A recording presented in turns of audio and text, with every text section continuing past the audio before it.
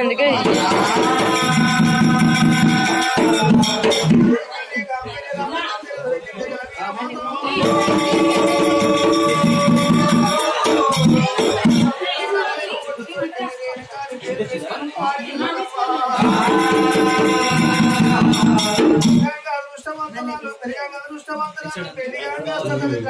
పిల్ల కనుక వెళ్ళి కాదమ్మ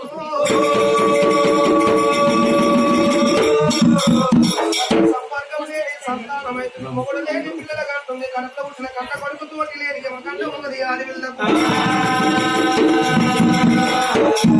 దేవతలంతా పేరు పెట్టమన్నప్పుడు పుట్టల పుట్టిలి ఆడి పిల్ల పూర్వక మాత గంగల దొరికింది కాంబేరాలు జల్లి దొరికింది జల మీద మాత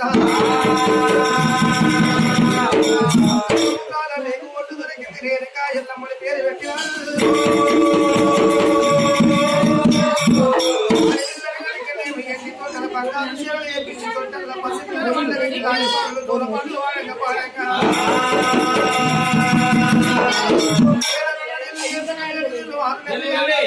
రొట్టెలు మూడేళ్ళ బాల దొరికినమ్మా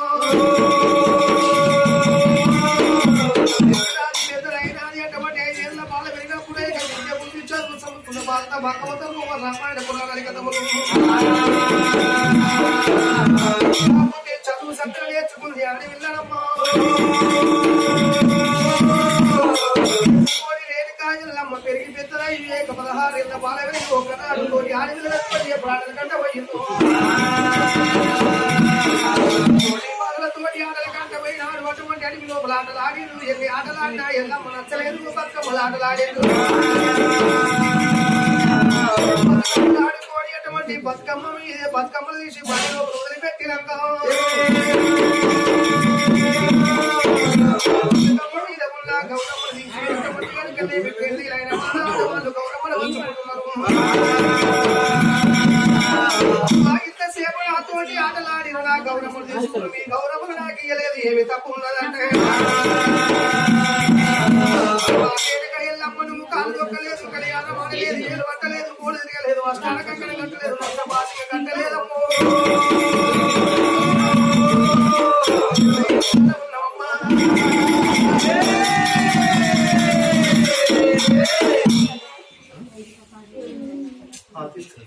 ఆలనాడు అటువంటి రేణుకా ఎల్లమ్మ అమ్మాయి ఎంతసేపు దేవుడిని పెట్టాలని పెళ్లి లేదు ప్రేమ లేదు లక్కం లేదు రాయు లేదు ఎంతమంది ఆడపిల్లనైతే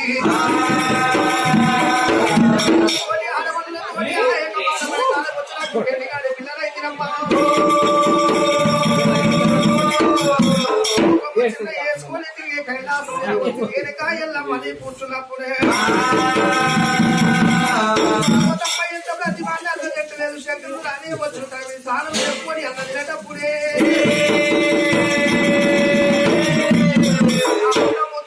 నోటి కాడ పెట్టినప్పుడు అన్నం కింద పడిపోయింది ప్రతిరోజు నేను అన్నం తినేటప్పుడు ఎల్లమ్మలు పోతే తొడ మీద కూర్చుండబెట్టి ఎల్లమ్మ తినబెట్టినాక చూడు అన్నం తినవాడు ఎల్లమ్మ లేదు అన్నం కింద పడ్డాయో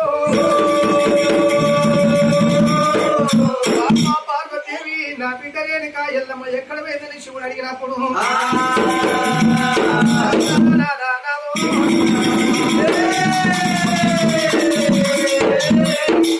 తిట్టలేదు కొట్టలేదు వాళ్ళ కంట పోయి మాటలు తెచ్చుకుందని కూర్చున్నప్పుడే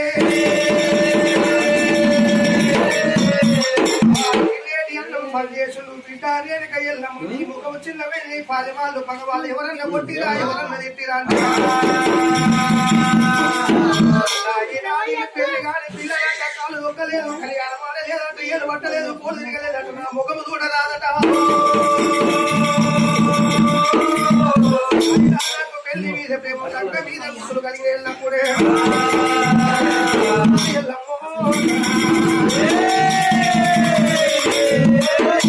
రేణుగా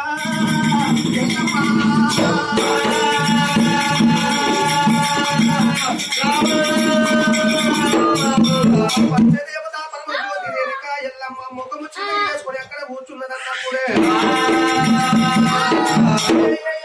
రేణుకా ఎల్లమ్మ ఏమనుకున్నది బిడ్డ రేణుకా ఎల్లమ్మ కాశ మీద కాశ 7 కాశలు పోసి కైలాసంలో యువతాని వై మగవాణి లెక్క రాజ్యం దేశం ఎంతవరకున్నా లేక ఎల్లమ్మ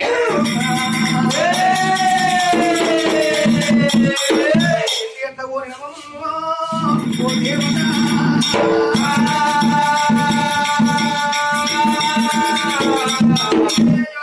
దేవతా ఎల్లమ్మ బిడ్డన్న వాడు ఎప్పుడు కోరిందో అమ్మవారి ఎల్లమ్మ మాట కోరినప్పుడే సరే బిడ్డ దేవాన దేవతలు 6 కోట్ల 70 కోట్ల దేవగణములు 30 కోట్ల ముద్ర గణములు ఉన్నారు ఇంద్ర చంద్రకిరణ గంధర్వ కిన్నర కింపుస పుత్రుడు కుబేరయవ ధర్మరాజాది సనకసరంగ వర్ణాది దేవతలు ఉన్నారమ్మా దేవతలు ఇప్పించి కైలాసంలో గిద్దడేనా దేవుడని చెప్పి అటువంటి రేణుక ఎల్లమ్మ లేమి గిద్దడే నాకు నచ్చిన ఏలెత్తి చూపిస్తే ఎల్లమ్మ తీసుకొని బంగారం తగ్గట్ల బాలలో తగ్గట్ల కూర్చుండే పెట్టి అటువంటి చోటి పెళ్లి చేస్తాడు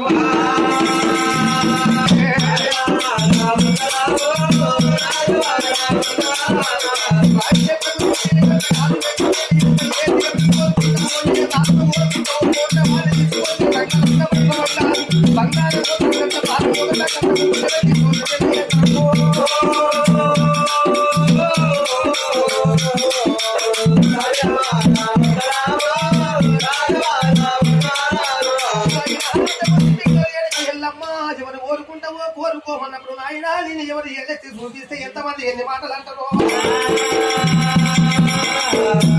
వెనక ఎల్లమ్మ ఇతను లగ్న పడకపోతే నువ్వు తవంత పిల్ల తల్లిబడి లోపల దొరికినాడమ్మా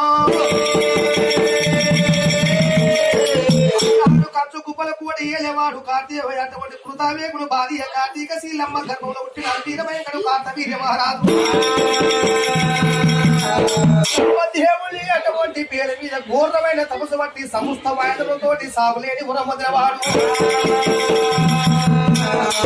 శివుడా ఎండనుకున్న యాడిపిల్ల నాదే అడిచే పిల్లనాడు కొట్టుకుని వెళ్ళిపోయాడు వాడు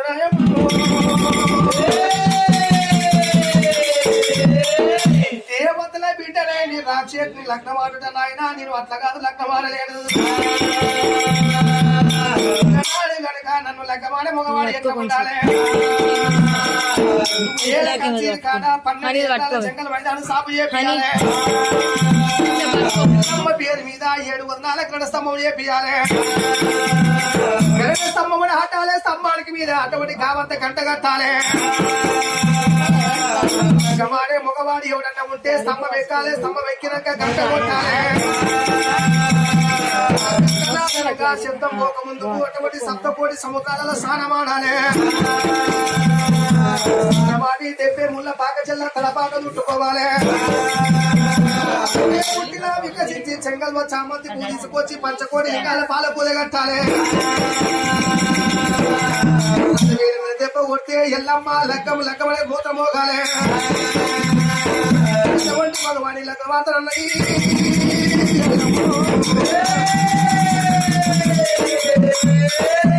మగవాడి గట్ల ఉండాలి నాయన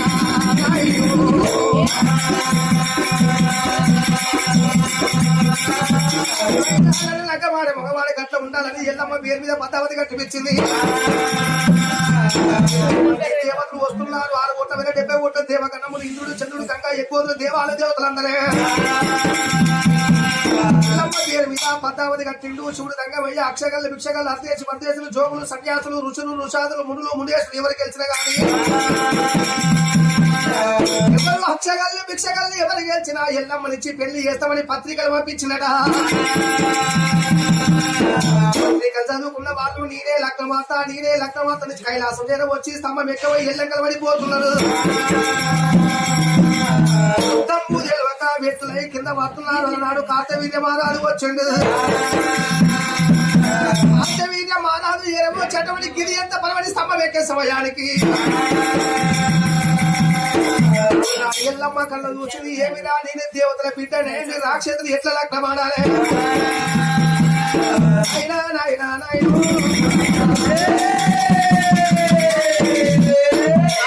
శ్రీ మల్లారాయణ మూర్తి ఆపద కాల బాంధవనాథ రక్ష రక్షగా నాయన శ్రీమన్నారాయణమూర్తి ఎక్కడున్న విష్ణుదేవ నాయన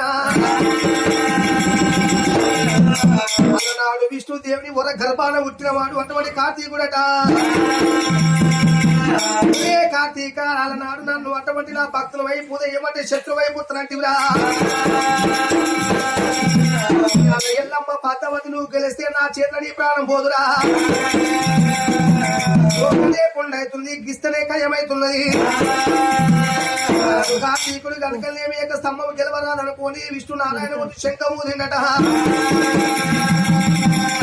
శంకునాదం వచ్చింది చెవులార పడ్డది కార్తీకుని యొక్క అస్తము తిప్పినప్పుడు బలం అంత తక్కువై స్తంభం ఎక్కువై ఎల్లంకల పడిపోయింది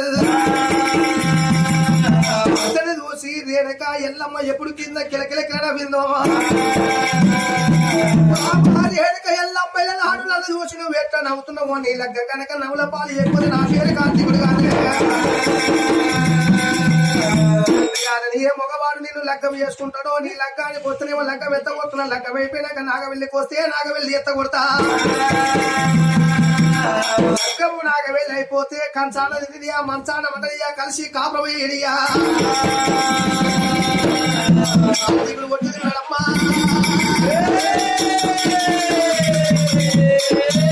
రేణుక ఎల్లమ్మ 7 మేడల మీద ఎదురు చూడబట్టలేము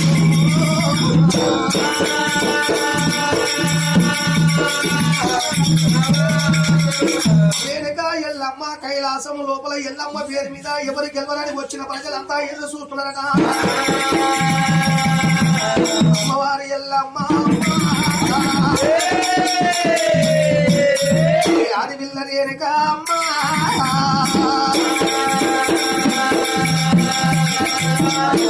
చేతులకు ఎల్లమ్మ పద్దావని కట్ట ఎవరు గెలవలేదని ఎంతమంది లోపులు కాకల ఎన్ని మాటలాడుతున్నారు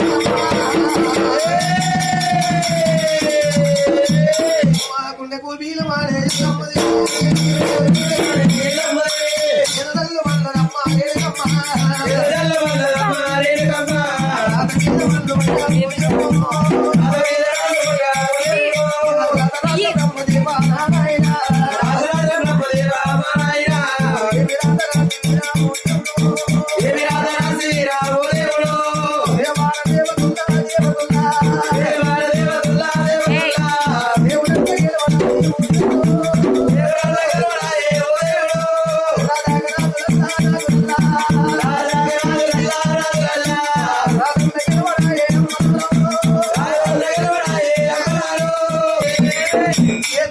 ఎల్లమ్మ పద్దావతి కంటే ఎవరు గెలవలేదని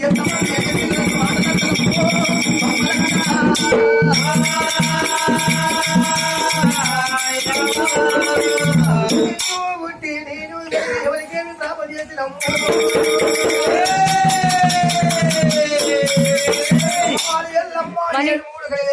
కైలాసం లోపల ఎదురు చూసినప్పుడు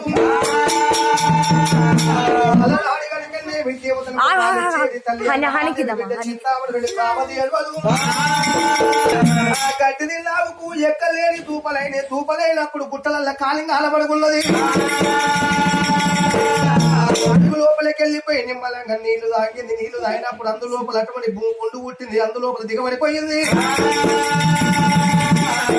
ఆవేమో నీళ్ళల్లో దిగబడిపోయింది గడ్డ మీద లేవో లేకముంది అటువంటి ఆవు ప్రాణం పోయే సమయం వచ్చింది ఈ అడవి లోపల నీళ్ళల్లో నా తల్లి ప్రాణం పోతుంటుంది ఎవరన్నా రక్షణ చేస్తారని 3 తుమ్మల కాడికి వచ్చి లాగా ఎదురు చూస్తున్నారు సమయం లోపల ఎవరు ఏరవచ్చింది పూర్వకాలం నాడు జలదూరి పట్నం అనే ఒక పట్నం ఉంది పట్నం చేయ వారు అటువంటి కనుక గౌతమ మహారాజు గౌతమాముని భార్య అమ్మవారు ఆర్యా దేవత ఆర్యదేవి కన్నా ఒక్కో మారు అటువంటి ఎవరు ఉన్నారమ్మో అలనాడి కనుకలేని గౌతుడు ఏమనుకున్నాడు నాడు అటువంటి కనుక అన్నం ఉన్న వాళ్ళకి పిల్లలు ఇయ్యడాట పిల్లలున్న వాళ్ళకేమో అన్నం ఇయ్యడాట సంతానం లేక ముందుకు ఒక బాధ సంతానం వెనక ఒక బాధ ఉన్నది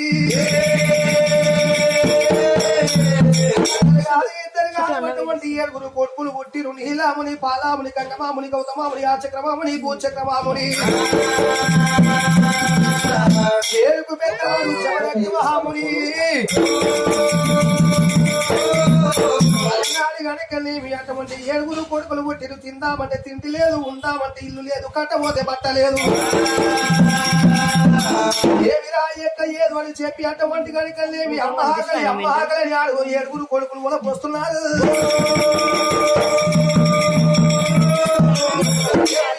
గౌతమారాలు అన్నాడు కనుకనేమి సంకకు జోలు వేసుకొని ఊరులు పల్లెలు ఊరు రోజు కొడుకున్నాడు. ఆడుకుంటా ఒకనాడు కైలాసం చేరబోయిండు. శివుని దగ్గర పోయినప్పుడు పార్వతమ్మకి పంపించండు. పార్వతమ్మ కనుకనేమి భిక్షగల్లు వచ్చి అన్నం వండుదామంటే నేను అటువంటి ఏమి ఏతులేదు. పట్ట మాసింది, పాండవకు దూరం ఉన్నది. లేచి మళ్ళీ దాకా ఉంటాడో ఉంటాడని కొని పార్వతమ్మ తడిపిడి స్నానం చేసింది. చాలా అరగాడి పోయింది. పూర్వకాలం నాడు పార్వతమ్మకు ఉండేది సృష్టి ముక్షాల పేరు.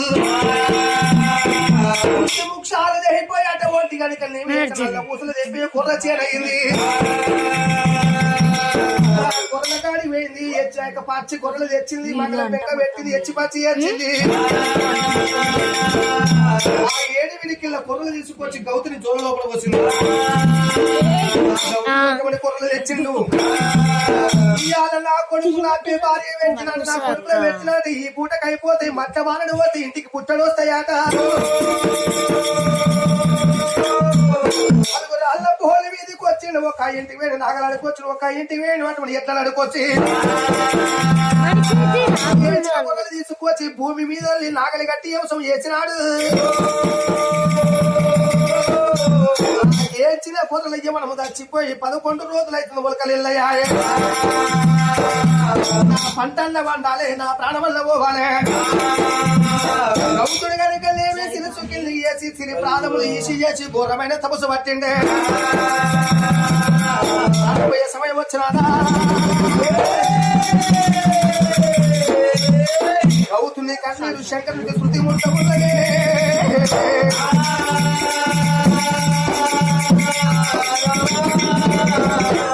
శంకరుడు కన్న ఋషుడు బాబా పార్వతీదేవి ఎంత పని చేస్తావమ్మా, నేను పచ్చి కొర్రలు అన్నం పెట్టమంటే కొర్రలు పెడతావమ్మా.